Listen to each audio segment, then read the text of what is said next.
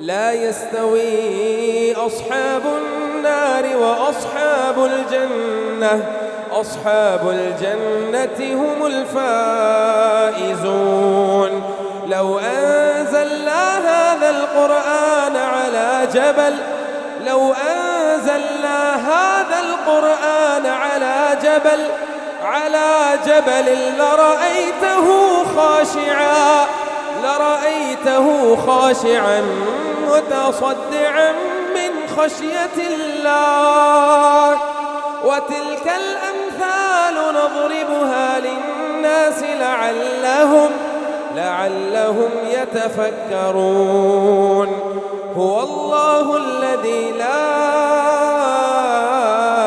إله إلا هو، لا إله إلا هو عالم الغيب